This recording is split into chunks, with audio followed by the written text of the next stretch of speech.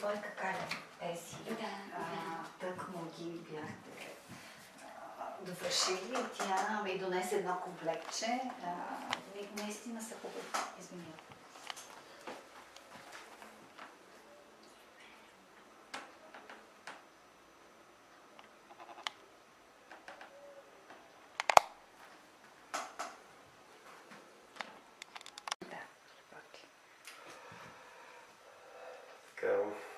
Днес ще имаме удоволствие да говорим с доцент Райна Захариева, която е един от най-изтъкнатите и най-опитни специалисти по училищна готовност, пък и по много други проблеми, свързани с предучилище и началната училищна възраст.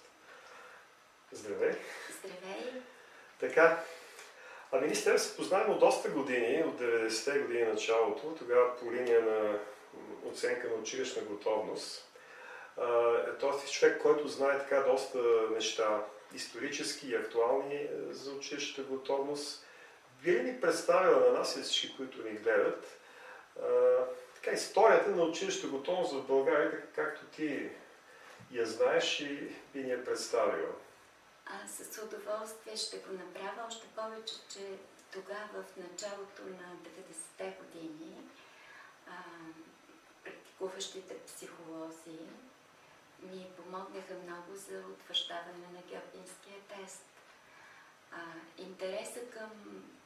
Бих искала да кажа няколко думи за моя интерес към тази тема, тъй като той идва от работата ми като учител в детска градина. И това, че оценката, която учителя трябваше да прави там, беше изключително субективна. Може би сега в някои детски градини още е така. Точно така. Ако го нямах този опит, сигурно щях да бъда по-оптимистична, но сега тази оценка, за съжаление, продължава. И никой не я отрича. Разбирам, че когато работиш с малки деца и очите и поведението на детето са впечатляващи, но не би трябвало върху тези физически данни да оказват влияние върху неговата оценка, доколко детето е готово да тръгне и да бъде ученик. Второто нещо, което беше важно тогава да осъзная и тръгнах към търсене на теза училищна готовност и стандартизация, беше убеждението в учителя, че той го подготвя да бъде ученик и неразбирането за това, че детето става ученик само в училище.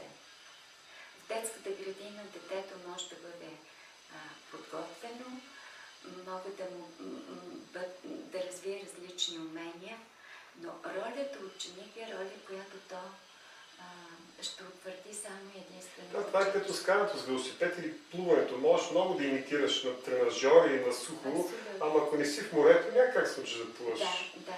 И от тук, според мен, идва този голям уклон, ако мога да използвам тази дума, в диагностиката на училищната готовност в България, че само главичката и това, което става в детето, е най-важно, за да бъде готово за училище. Тоест нещо като психопедагогически рентген на главата му, идеята да се прави. Да, и че това ти е необходимо да бъдеш ученик. Но когато говорим и с учителите, как си се чувства в училище, бил ли си щастлив, бил ли си приет от връстниците, бил ли си уверен, едва тогава те разбират, че има много по-важни неща в живота, както и в нашия на възрастни. Колко важно е да си щастлив. А защо това нещо се забравя по отношение на детето, на малкото дете, дори в детската градина, дори в училище? Тоест, емоционалната зрелост и развитие на социалните умения, личностните характеристики на детето, дори неговия характер. Всичко това сякаш и сега, и на този етап на развитие на диагностиката на училищна готовност се забравя.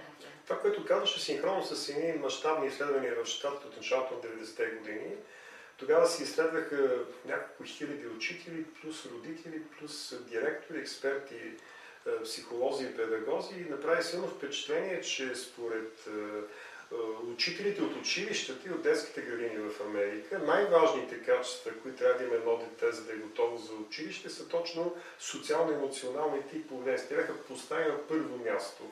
92-93% от учителите казаха, това е най-важното. Чак след това бяха когнитивните и другите характеристики, докато родителите поставиха на първо място по-когнитивните, на второ място социално-емоционалните.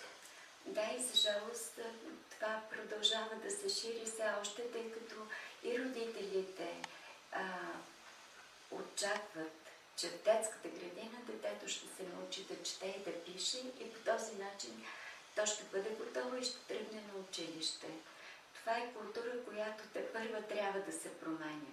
Много се прави в тази насока, но някакси като нация, която смята, че дипломата, образованието са много важни, докато социалното умение за общуване и утвърждаване, това вече някакси на втора. Това е след постмодерния свят. В момента ние вече не се впечатляваме толкова от индивидуалните мощни компютри, а от това, че може да имаш и GSM и някакъв обикновен компютър, че ако си свързан в мрежа е много по-мощно, отколкото имаш и много добър голям компютър. Така и с човека може да има много развит интелект, но ако той е социално и общителен, не може да използва взаимоотношенията с хората, тази негова интелектуална мощ се превръща в социална немощ. И той си остава един самотник и даже нещастен човек. И неудовлетворен. Да. Това е една тежка перспектива за малките деца. Добре, ако се върнем на идеята така исторически как се развили нещата в България. Още в началото на миналия век в американската детска градина преди почти 100 години. Точно така. 1928 година Пенка Касабова се връща от Чикаго. Първата детска учителка с висше образование завършила в Америка и тя донася идеята за тестологията и тестовете, като те са ориентирани предимно в измерване на интелектуалната сфера на децата. Въпреки че тогава е имал и един общ поглед върху развитие на детето, те са правили характеристика, като са извеждали таланти и способности. Един от тези таланти било дали детето е лидер, дали има чувство за смях. В момента не е много хубаво да си лидер в детската градина. Не. Ще изяде сума шамари от учителки, от съученици и от деца. И другото, най-често според мен лидерите са квалифицирани като хиперактивни деца. Да. За жалост, но днес от хиперактивност разбират всички родители и педагози, кой каквото знае. Между другото има едни изследвания генетически, че за първ път хиперактивният ген се е появил преди около 40 000 години. Това е вид мутация е било. Но тогава, преди 40 000 години, когато се е появила тя, това е довело до рязък скок в културното развитие на тогавашните хора, защото тогавашните хиперактивни хора са били адски любопитни хора, искали се непрекъснато да разбират, било им интересно, така че ние от полуживотни сме станали съвременни хора точно благодарение на тази хиперактивна любознателност. Тоест някога това е било страхотна революция и то в позитивния смисъл, докато сега хиперактивното дете е това, което ни пречи да си вършим работа. Тоест явно следите на цивилизацията от плюс хиперактивността става минус, защото те чимацки много стандарти, които трябва да отчита човек в живота си. Така е наистина. И като имаме предвид, че все пак сме развили между 3 и 7% само от човешкия потенциал, който носим, може би пък идва и време за един нов скок за развитие на това, което е в нас. Още повече, че развитието на потенциала и личността на детето са някакси неотменимо свързани с училищната готовност. Това е впечатляващо, че преди 85 години всъщност стартират първите такива изследвания в България. Предполагам, след това те са замели след 9 септември и кога започва така ренесанса? Значи те замират с едно постановление, което е на КПСС по времето на Сталин, който забранява използването на тестовете в Русия.